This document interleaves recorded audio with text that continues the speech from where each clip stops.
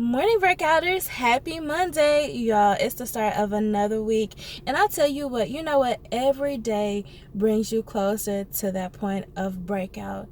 You are a breakouter. Repeat after me. I am a breakouter.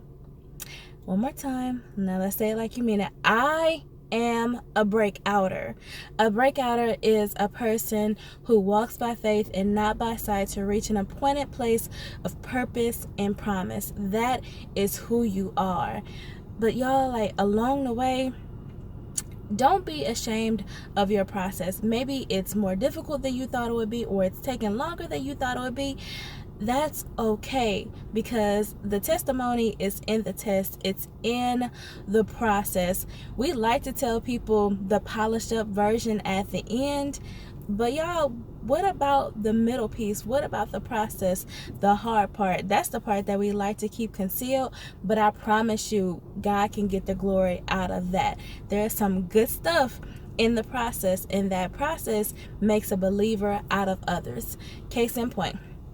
So on Friday, I had lunch with a girl that I used to work with. She's been gone probably about a year now, and she's working for this international company now, and it's it's like a service, not a service base. It's kind of like a customer service type whatever. I'm not gonna get into what it is, but anyways, it's highly popular. A lot of people spend their money there. I spend my money there fairly often. So anyways, that's what she's doing, and she is loving it. Like, when she talks about it, her eyes light up, and I'm just so happy for her, because she got out of her stuck place, which is where I work now, but she's out of her stuck place.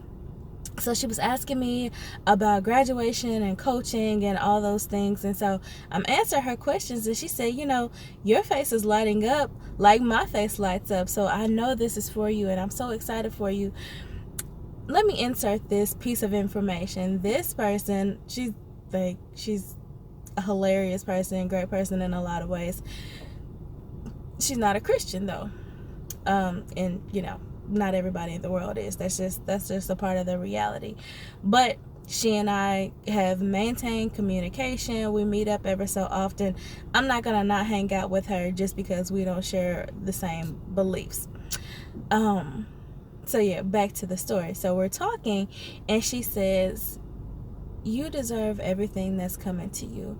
Like, I've watched your life, and I know that you've been miserable at this job, but you've been patient, you stayed the course. And she said, and you listen, and then you do what you hear, and the pieces start to come together.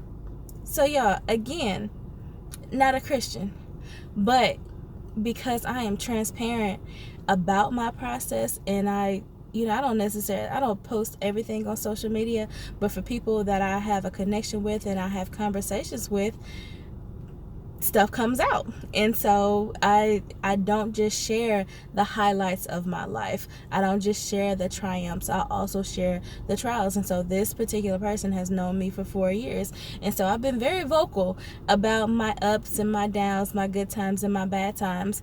But I'm also very vocal about the things that I hear God speaking to me. And then, though, this person in particular, but other people as well, they see those things pan out. They're like, yo, there's some truth to this faith that she claims to have. I hear her say this, but none of what's going on looks like this, but then I see it all work together for her good.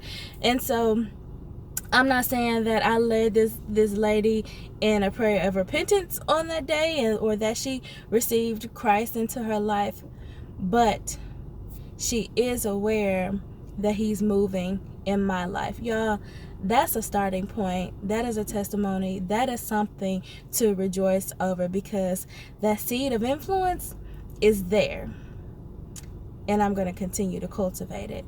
So think about it. In what ways are you impacting others?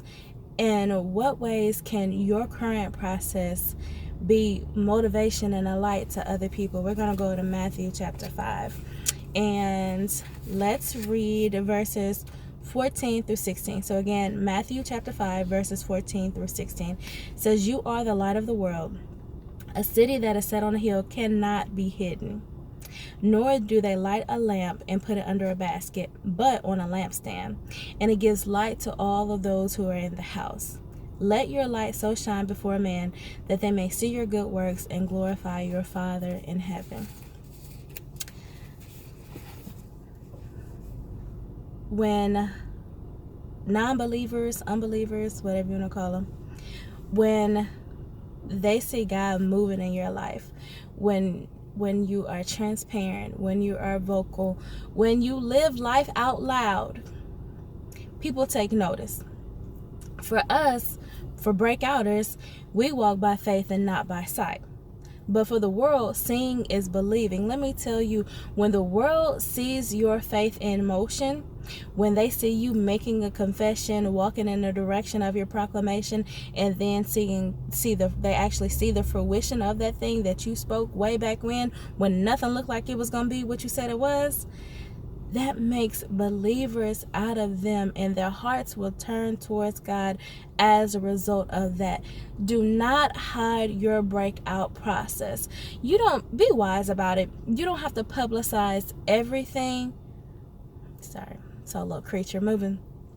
You don't have to publicize everything, but don't live a life of secrecy either. Don't live behind all these walls and all these masks, ashamed to allow people to see you go through. Yeah, you know what? Breaking out isn't always pretty, but I promise you, God can get the glory out of it if you would just be transparent. And how many souls would be touched if they were able to watch you become exactly who it is that you were created to be? You know, just like a caterpillar going into a little cocoon and then coming out to become a butterfly or a moth, whatever. Don't be a moth, be a butterfly. Let people see your breakout process. It may not be for everybody, but I promise you it's for at least a select few. They need to see it. They need to know that the love of God is real. It's at work in your life, and just like it's producing for you, it can produce for them. So y'all, don't break out in secrecy.